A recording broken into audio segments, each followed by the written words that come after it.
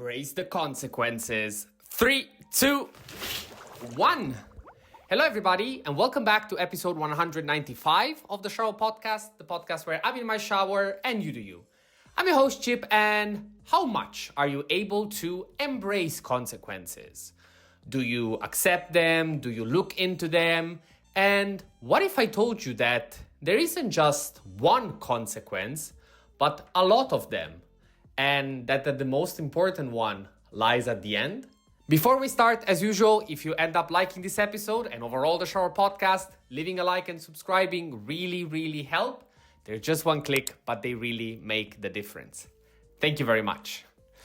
So, let's look into this whole concept of consequences. And I feel like it's funny how we always say consequences. There's rarely the situation in which we just consider one consequence. But when you try to explain it to somebody what a consequence is, you always say, well, if I do action A, there's going to be a reaction B. And that indeed is correct. And that would be the definition of a first order consequence. So, for example, you put your hand into the fire and you will get burned. Pretty simple, right?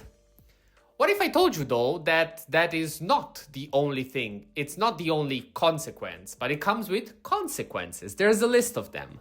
And another simple analogy that you can think of is simply a domino effect. You know, one after the other, first, second, third, and so on, depending on the thing that you did, there's going to be consequences, good and bad, and most likely a mix.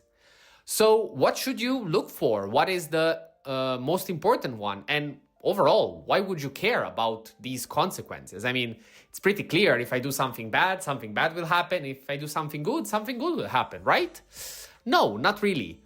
And this is because compared to most other activities, and I believe it's one of the few instances in life, the first thing that you see, the first consequence, is usually the less brutal one. Depending on the level of what you did, of course, you know, if you do something really bad, also the first consequence will be really bad.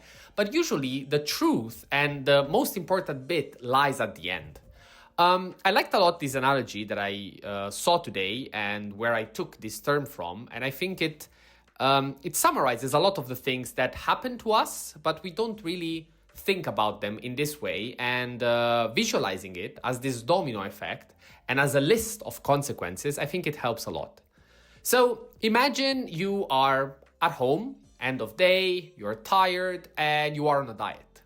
Yeah, sad life, I know, we've all been there. But you have a diet, you want to stick to it, and you're like, okay, what should I do? Let's cook. You open the fridge and you see that from last week, there is some leftover chocolate cake in there. You are really hungry and you are absolutely craving something sweet. From now, let's imagine that you indulge in eating the cake. Okay? First order consequence, you feel amazing. Your craving is gone, you feel good, you're just having it and you're like, okay, for now, for tonight, I'm okay.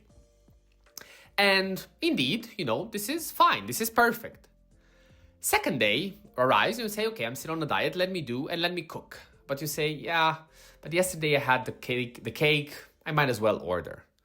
And of course, I made it simple. Life is not that simple. But what I'm saying is that after your first consequence, after the first thing of, you know, satisfying your craving, you created a second order consequence where you influenced your mood, you changed your mentality, and you started going in a direction where today you have ordered out.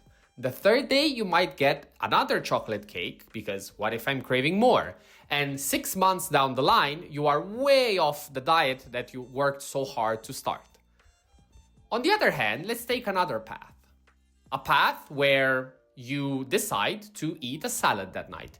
You see the chocolate, you ignore it and say, hey, I really want to stick to this.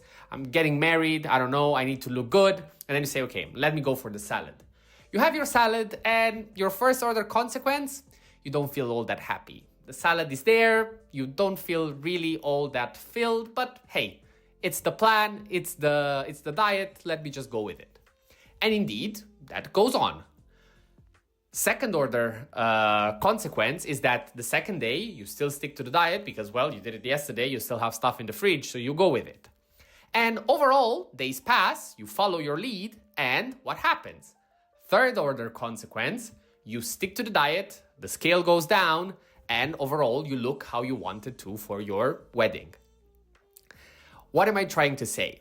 I'm trying to say that there is an inverse proportionality between your first order consequences feeling, so how good does it feel something when you do it immediately, and the end of this list of consequences when you actually get the result. It's something that we all heard of, just not indulge now and you'll pay it later, wait now and you'll get the price later. The usual suspect. Also the example with the kid. Do you prefer one chocolate now or 10 tomorrow? And children will go, no, I want it now. Why would I wait tomorrow for 10? I just want now. And to conclude on this, and just to give you also one way out, a way to evolve your critical thinking, there will be days in which you are really craving that chocolate cake and you should go for it. But remember and accept the fact that there is a consequence now and you should be ready for the second one when it arrives, because in that moment you will need to consider your previous choice in order not to create and continue the domino effect. Make sure to put the hand before the piece falls, just stop it there, and the day after continue the domino effect, but going in the right direction and not down the wrong path. Having said that, that was all for today. Thank you very much for listening. I hope you liked it. I really have to say that I enjoy a lot these episodes where I'm able to create an imagery for a concept. It's something that works very well for me, and in general, also hearing the feedback, it's one of the easiest things, because every time that something happens in your life, you're able to grasp to not just a concept, but an image. And I think that it's very powerful. If you like this episode, as always, leaving a like and subscribing really, really help. And until the next one, stay consistent, stay resilient. This was the Shower Podcast, and see you tomorrow.